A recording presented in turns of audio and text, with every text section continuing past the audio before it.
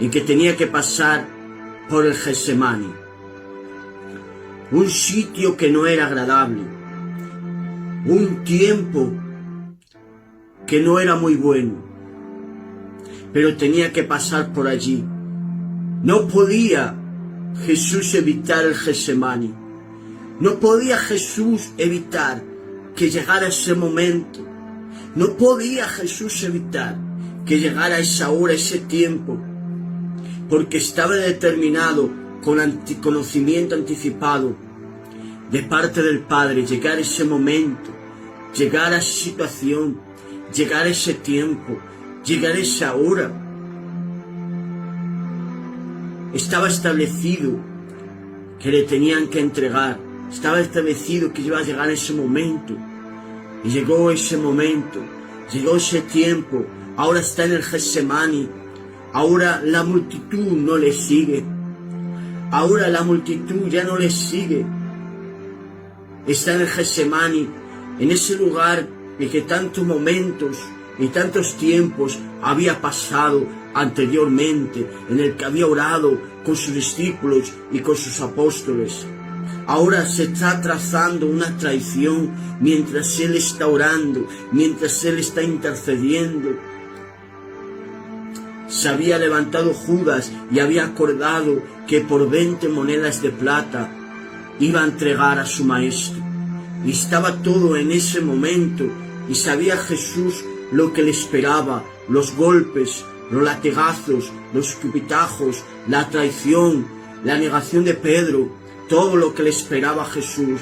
Pero Jesús se estaba preparando en oración, en intercesión a Dios. Le pidió a sus apóstoles que le acompañaban en esos momentos, en esa situación, pero sus apóstoles no le estaban ni siquiera apoyando en oración, porque Él sabía el tiempo que le esperaba, seguía el momento que le esperaba. Por eso Él sabía que Él tenía que estar en oración, tenía que estar en intercesión, tenía que estar orando al Padre, tenía que estar clamando al cielo, porque Él, aleluya, quería estar en comunión con su Padre, porque era algo difícil que le esperaba, una situación muy complicada que le esperaba, pero Él sabía que había una manera de soportar todo lo que tenía que enfrentar. Era en oración con su Padre terrenal. Él necesitaba unos momentos, un tiempo en oración con su Padre terrenal. Era tanto la oración que él hacía, era tan intensa la oración que él levantaba al cielo, que sus gradas sudoríficas, aleluya, se rompieron, y de Jesús emanó sangre en aquel lugar, porque era tanto su oración, tan intensa su oración. En aquellos momentos Él se aferraba a la oración, en aquellos momentos en que le esperaba la traición, en que le esperaba la negación de Pedro, en que le esperaba los golpes, las burlas de la gente, los latigazos, el juicio falso, que le acusarían en aquel juicio. Por eso Él estaba en oración, estaba en intercesión a Dios. Y hubo algo que Jesús hizo en aquel lugar, en el Getsemaní. Estaba solo, no tenía la ayuda y la compañía de los apóstoles en aquel lugar. ¿Dónde están los ciegos que Él sanó? ¿Dónde están los paralíticos que Él levantó? ¿Dónde está la multitud que Él alimentó? ¿Dónde están las personas que Él hizo milagros? ¿Dónde está la mujer que tocó el manto de Jesús? ¿Dónde están las personas que se beneficiaron en su ministerio?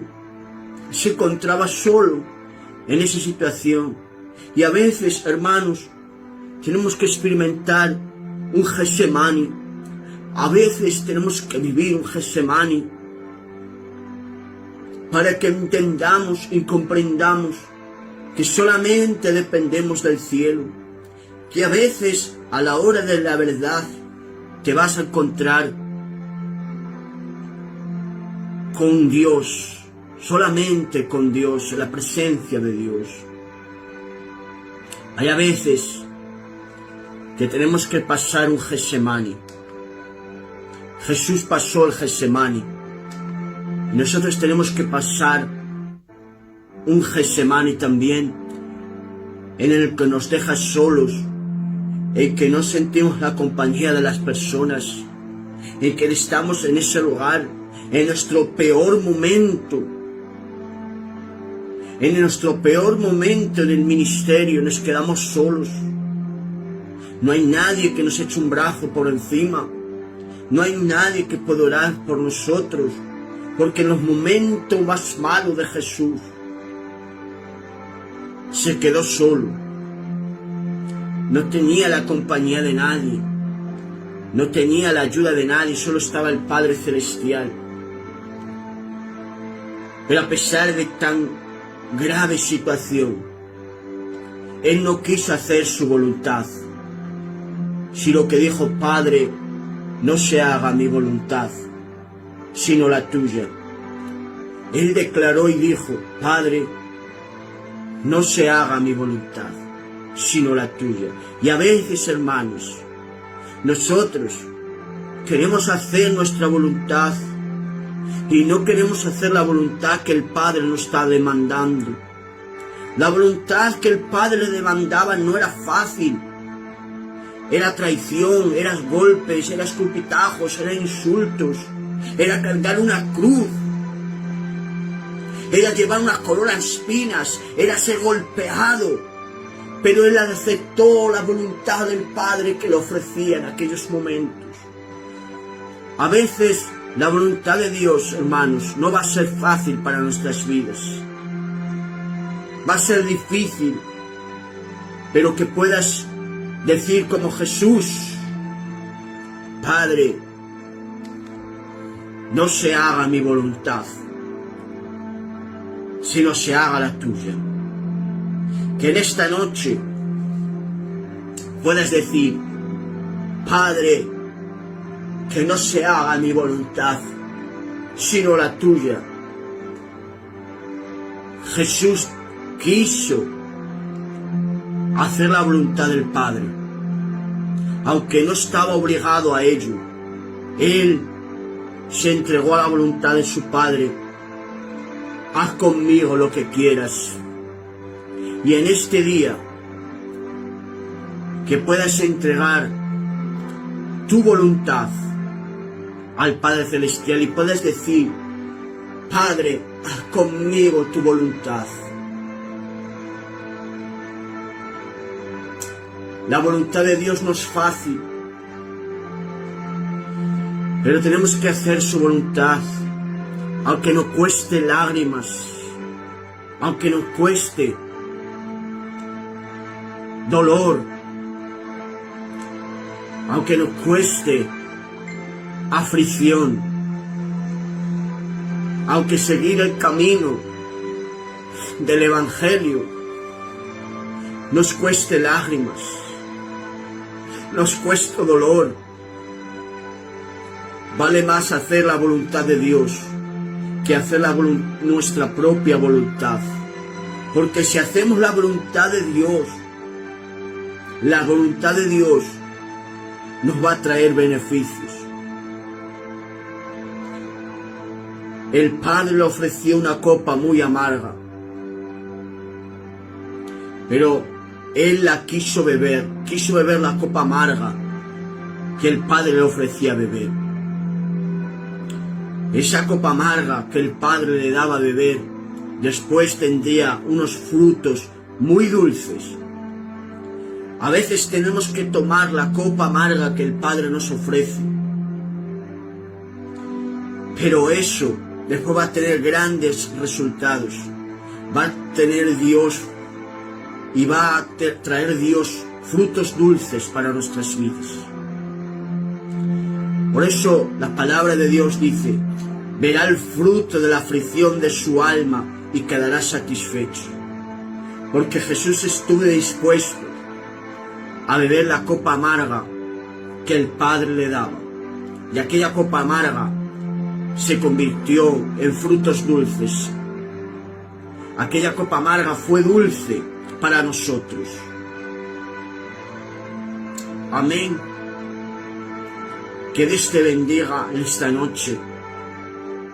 Que Dios te guarde. Y si estás pasando por un Getsemaní en que te sientes solo, en que no sientes la compañía de nadie, que no sientes la ayuda de nadie, en que te han dejado solo, ora al Padre Celestial y Él te va a fortalecer y Él te va a ayudar en medio de la situación que estás viviendo, en medio de lo que te está aconteciendo, en medio de lo que estás padeciendo. El secreto está en la oración. Vas a poder hacer frente a la adversidad, a la circunstancia, a tu momento de dolor, a tu momento de tristeza, cuando tú estés en oración. Puedes hacer frente y pasar ese Getsemaní a través de la oración. Así como Jesús le tocó vivir un Getsemaní, a veces a nosotros nos toca vivir un Getsemaní. Pero déjame decirte en este día que Dios va a fortalecerte, que Dios va a ayudarte, que Dios va a darte nuevas fuerzas, porque Jesús, cuando estuvo orando y estuvo intercediendo, Dios envió un ángel para fortalecerle. Y déjame decirte que tú, cuando estés en ese Getsemaní, ese momento de dolor, de tristeza, en el que sientes que te abandonan, que te dejan solos, que no te extienden una mano de ayuda, lo que tienes que hacer es estar en oración. Y cuando tú estés en oración, Dios te va a fortalecer y vas a decir, adelante, acepto tu voluntad. Aunque sea dolorosa, aunque me cueste lágrimas, acepto tu voluntad y quiero hacer tu voluntad. Por eso Jesús, cuando fue fortalecido, vino Judas con los sacerdotes, con los fariseos, y preguntaron por él. Y Jesús se presentó. Dice, buscamos a Jesús el Nazareno. Y Jesús le dice, yo soy. Es decir, que Él dio la cara, porque Él aceptó la voluntad de Dios. Dice, estamos buscando a Jesús de Nazaret. Y dijo Jesús, yo soy. Y cuando dijo esas palabras, yo soy, los que querían hacerle daño, los que querían hacer el mal, dice la palabra de Dios que retrocedieron y cayeron. Y dijo Jesús, esta es la hora vuestra de actuar, la hora de las tinieblas. Y ahora viene Judas y le da un beso. Y ese beso era un beso de traición, porque no todos los besos van a ser de buena intención. Hay obras que llevan una intención venenosa. Por eso Judas besó al maestro, pero era con la intención de que lo atraparan, de que lo cogieran y que lo llevaran a ese juicio. Era un beso en el cual era una señal para que entregarlo a los fariseos y a los saduceos. Pero a pesar de que se levantó Judas en contra de su vida, el propósito que Dios tenía con Jesús se cumplió. Y a pesar de que se levanten, aleluya, las personas en contra de tu vida, el propósito de Dios se cumplirá en tu vida. Yo no sé si te han traicionado, si sientes el beso de la traición. Yo no sé si en este tiempo, yo no sé si en este año has sentido un beso de traición. Porque hay besos traidores, hay besos de traición, hay amigos que se convierten en traidores, aleluya. Por eso Judas, a pesar de que era un amigo de Jesús, se convirtió en un traidor. Porque él fue el que lo vendió por 30 monedas de plata. Yo no sé si sientes que te han vendido, que te han traicionado, pero no te preocupes. aquellas personas que te han vendido, que te han traicionado, que te han hecho daño, no podrán impedir que el propósito que tiene contigo se cumpla. Por eso no te preocupes lo que hayan hacer aquellos que se han levantado en contra de tu vida, aquellos que han querido detener tu ministerio, aquellos que han querido paralizar tu ministerio, aquellos que han querido frenarte, aquellos que han querido obstaculizarte, aquellos que han querido hacer que te detengas, que te paralices. Porque a pesar de ellos, esas personas te van a impulsar a hacer el propósito de Dios.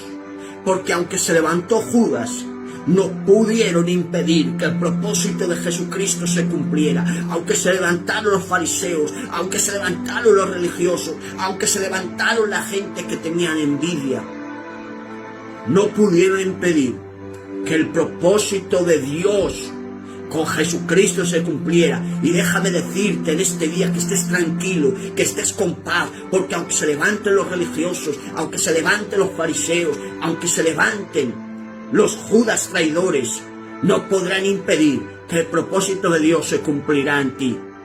Y ellos no sabían, los fariseos, los saduceos y Judas el traidor, que ellos no lo estaban deteniendo, sino que lo estaban impulsando al propósito. Porque el propósito que Dios tenía en la tierra con Jesús era que muriera en la cruz del Calvario, era que sus manos fueran clavadas, era que se pudiera poner una corona de espinas, era que pudiera cargar con la cruz, era que llegara al Gólgota, era que derramara su sangre, era que muriera allí, en aquel lugar, para que pudiera darnos vida, para que pudiera traer salvación a la humanidad. Pensaban ellos que lo estaban deteniendo, que lo estaban paralizando. Incluso murió en aquel lugar. Y él dijo: Padre, en tus manos encomiendo mi espíritu. Y lo llevaron a una tumba fría, a un sepulcro que ni siquiera de él era prestado, era de José de Arimatea. Pero ahora llega a ese lugar y Jesús muere, su corazón deja de latir. Está lleno de golpes, está lleno de heridas, están sus ojos amoratados, está con la corona de espinas. Y ahora viene la muerte para retenerlo, viene la muerte para paralizarlo, viene la muerte para frenarlo. Pero ahora quiere la muerte detenerlo, quiere la muerte frenarlo. Y pasan 3 días en aquel lugar. Y piensa la muerte que la ha conseguido, piensa la muerte que la ha podido detener, piensa la muerte que la ha podido paralizar. Pero a Jesús se presenta al 3er día, empieza a moverse sus brazos, su cuerpo, y empieza a levantarse. Y coge a la muerte, le dice: muerte, te voy a decir una palabra. Muerte, yo seré tu muerte. Y se levanta de la tumba, se levanta del sepulcro, se levanta de ese lugar en el que le ha llevado. Él se levanta, Jesús, y resucita. Yo no sé si a ti te han querido paralizar, te han querido detener, han puesto, aleluya, una piedra encima de ti para que no puedas salir de su lugar, porque ellos, dice la palabra, que ellos que lo aseguraron, no solamente pusieron una piedra de 2 toneladas, sino que pusieron un sello en el cual no se podía romper. Pero Jesús hizo que los ángeles desplazaran la piedra y que ese sello que pusieron encima de él se rompiera. Déjame decirte en este día que aquella piedra que han puesto los religiosos, las personas, y que te han llevado a ese lugar, eso será quitado. Y tú, aleluya, saldrás de ese lugar, de ese sitio en que te han llevado, en el nombre poderoso de Jesús. Así que déjame decirte en este día, los que te han llevado a ese lugar te van a ver, aleluya, con más gloria, te vas a ver con más unción, porque los que han querido paralizarte, los que han querido detenerte, no lo van a conseguir. Porque cuando quisieron paralizarlo, cuando quisieron detenerle, Jesús resucitó. Aleluya. Así que Dios os bendiga en esta noche. Muchas bendiciones en el nombre de Jesús. Espero que os haya hecho bien esta palabra, compartido con todos vosotros. Bendiciones, mis hermanos, para todos. En el nombre de Jesús de Nazaret. Voy a dejar este vídeo aquí para que lo podáis ver. En el nombre de Jesús, para que os sea de bendición. Muchas bendiciones de parte de vuestro hermano evangelista David. Y quiero animaros, adelante, no os detengáis, seguid hacia adelante. Y aunque se levanten los fariseos, los saduceos, el Judas traidor, el propósito de Dios que tiene contigo se cumplirá en el nombre de Jesús. Muchas bendiciones.